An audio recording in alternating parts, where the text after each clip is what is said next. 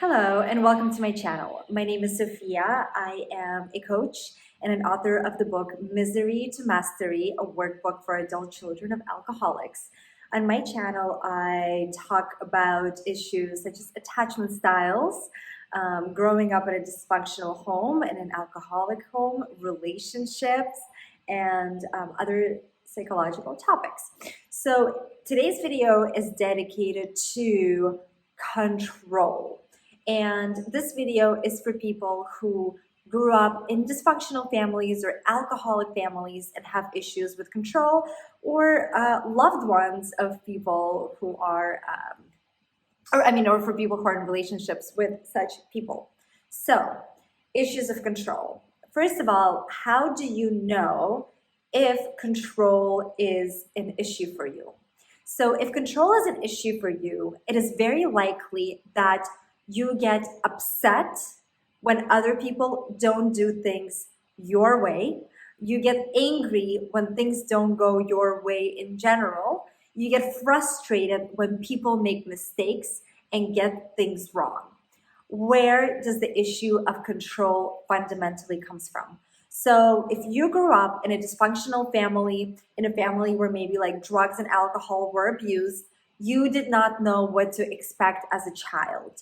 So your parent, your caregiver could have come home drunk, they could have come home in an aggressive mood, they could have not come home at all, they could have come home and like hurt themselves, or they could have hurt you. So at an early age, you understood, and this is not a false understanding, this is a true real thing, that if you do not take care of yourself and if you do not take care of the situation around you, there's going to be more chaos. So what happened is you kind of build this like protective shield, and it's very likely that you actually got really great at managing your life. So you might be a person who is very responsible. You might be a person that really has their stuff together, and you learned this from a very early age. The other thing that happened is that there was a part of you that learned that other people are not to be trusted. And it is in fact true that your parents were probably not to be trusted if you grew up in such an environment. But obviously that got projected onto others as well. And so this fundamental belief that people are not to be trusted and that you can only rely on yourself is what created this feeling of control, and it creates this protective barrier. Now, why is this something that is worth exploring? The reason why this is something that is worth exploring is because the issue of control can put a barrier to real intimacy. So if you're living in the world and you feel like you fundamentally cannot trust people and other people kind of like get things wrong, and you feel like you have to be responsible for all the actions, what's happening is that you are functioning in your own system, right? Like you already created this world about how to live this life, how to interact with other people, how to get things done. And that might work very well for you. The problem is that you do not trust that the way that the world works for other people, the way that other people interact with the world at hand is the right way. And it could be very scary and it could feel very chaotic. So you begin to try to control them. And how does that happen? The way that it happens is that you take on a lot of responsibility for yourself. So if you're going on a trip with friends, you'll do a lot of the planning, you'll do a lot of the doing, you'll make the first jump to like rent the car and buy food, and to create a reality that you see for yourself. And it can be very upsetting when things don't go your way. The other thing is that you can become very frustrated with people when they make mistakes. You can be very critical of them, and you can take on the work, their work onto yourself. What happens to other people in your presence in an unconscious way is that, number one, they begin to delegate more responsibilities to you because, you got it. But number two is that they actually begin to feel infantilized. So in an unconscious level, when people are around you and you're taking on this responsibility and you're kind of dictating how things should go, people begin to fall back into their own kind of childhood way of being. And all of a sudden, they begin to notice that things do not flow for them as easily as they normally do. Because the way that they do things and interact with the world is all of a sudden disrupted by your very strong kind of controlling presence, that all of a sudden they feel like they're making mistakes, they're getting things wrong, they can't find directions, things are falling out of their hands, they can't think straight, they can't do things right. And it's because of this interjection. And it's a very subtle feeling, and it's very unconscious.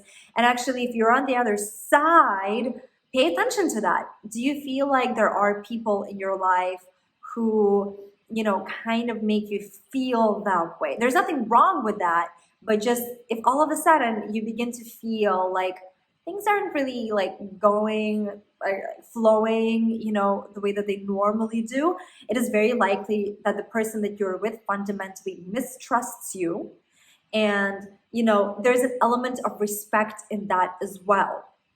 And that is why things kind of begin to get at a disarray for you. So what is the motivation of the controlling individual that is from a dysfunctional family? The motivation is actually that they want to help others, and they have excellent, motivation, and they feel like they are contributing to someone's life in a major way. The problem is that they or you build such a shell around yourself that you feel like your way of interacting with the world is the only way. And you don't see that there are many ways. And just because another person does things differently, it does not mean that they're less effective than you. It just means that they view the world fundamentally different than you do. The other thing is that for people who experience this desire to control, the one thing that you really need to learn and assemble within yourself, especially if you're having relationship conflicts, is that there is a difference between support and control. And the way that it looks is fundamentally different. So when you are supporting someone, because once again, like these people, the control comes from a desire to help others and to genuinely bring a positive impact into someone else's life. So support is understanding the person's standpoint. It is exploring the person's standpoint. It is offering support that the person had asked for. And control is feeling that you know better than the other person, that you can see a clearer picture, and that you need to start offering advice, and that you need to start offering your point of view in order to help this other person out. So with control, there is kind of like an anxiety involved in it. Like, I see this, I know best, and I'm going to tell you what I think and how it should be done.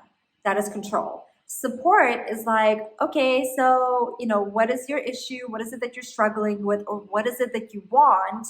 And let me try to understand you and explore with you, where you're going, and to get to know you and to see your point of view and to trust that you are a capable, responsible, and trustworthy individual that can figure it out. The other thing is that with control, people with control issues, they get very angry at others for making mistakes. And so to kind of reel that back a little bit and just allow people to make mistakes.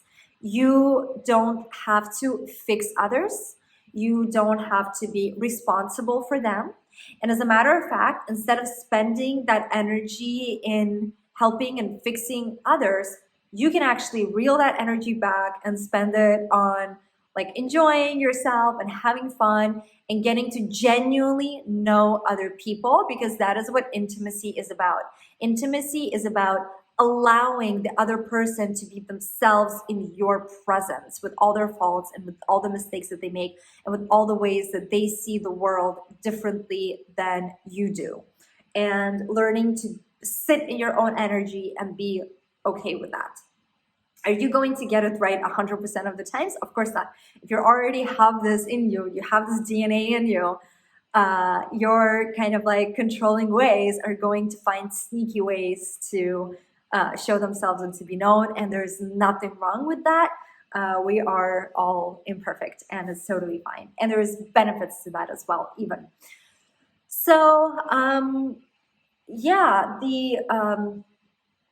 the reason to basically reel that in is to allow for a greater sense of intimacy, for more relaxation, and for a reduction of anxiety when interacting with other people.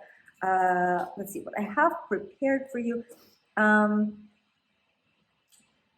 Yeah, so basically reducing the additional stress that you have from feeling over responsible, not infantilizing other people, and not taking a lion's share of responsibilities.